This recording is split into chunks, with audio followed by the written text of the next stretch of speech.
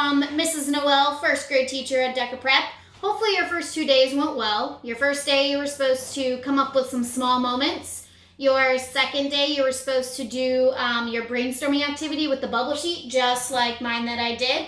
And then today we actually get to start writing your rough draft. So with the writing process, it always goes brainstorming, or pre-write is what it's called, and then you go to the rough draft. The rough draft is just your first time writing the story.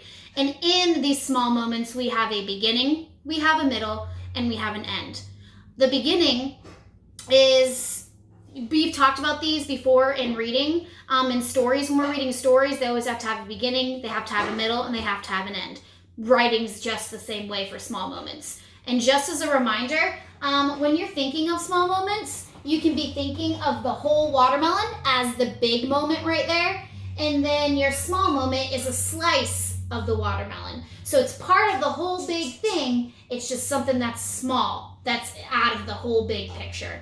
So we are going to start writing just the first 2 or 3 sentences of our writing today for small moments. So I'm going to go back to my brainstorming activity right over here and look through it and see what I want to be my first couple sentences out.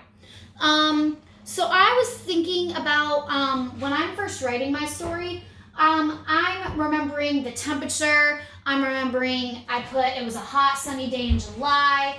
I also put there are all different types of languages in my story.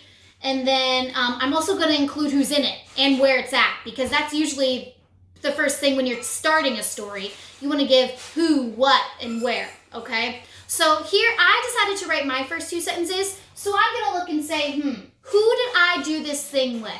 And I put, Mr. Noel. So my first sentence that I wrote was, Mr. Noel and I went to Disney World. That tells me the who, and it tells me the where. But then I have to say what my small moment was, okay? And so and then I also have to include what the weather is like.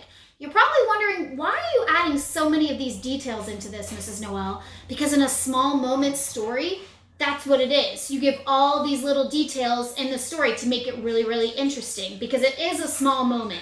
So you have to dig deep into your brain to be able to tell me all these small details in it. So what I wrote first was, Mr. Noel and I went to Disney World. That's a good first introductory sentence. Tells me the who and tells me the where. But I didn't give you the small moment yet. So my next couple sentences are going to tell you the temperature, that's going to tell you the weather, and then tell you what my small moment is. And that's where we're going to stop today. So the next sentence I have was, it was a hot July day when we were there. Mr. Noel knew I wanted to ride the teacups, so we went and got in line. So that's giving me the who, it's giving me the where, and then giving me the what. What is the small moment? Which is riding the teacups. Don't include the big moment in there, okay? I know you might want to say, my big moment was this. You gotta pull something small from it. So if you need to go back to your list, this is your small moment right here, that one in the middle. You need to pull from these details and tell me the who, tell me the what, tell me the where. That way, that's a good beginning of your story. And then on Thursday, we'll do, and then, whenever you watch this, and then the next day, we will be doing the middle, and then the next day after that, we'll be doing the end. So you doing these stories in parts is going to help you put your story in a really good spot. So I'm going to finish reading my beginning of my story first so you guys can hear that. My title is called Riding the Teacups. Mr. Noel and I went to Disney World. It was a hot July day when we were there. Mr. Noel knew I wanted to ride the teacups, so we went and got in line. So we're looking for, I mentioned everything that I said needed to be in there, the who, the what, the where, and that's how you're going to start out your beginning story. And I would like you to have at least 2 or 3 sentences to start this out. And I know you may say, this is a lot of writing. This story is going to have a lot of sentences in it.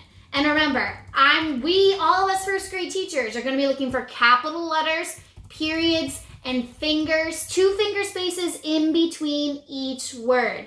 That's so we can read it everyone else that's reading it will be able to read it too. So please try to write neatly on this rough draft because we are going to see it, okay? And I hope you guys enjoy starting to write your first small moment story. Good luck, and I'll see you next time.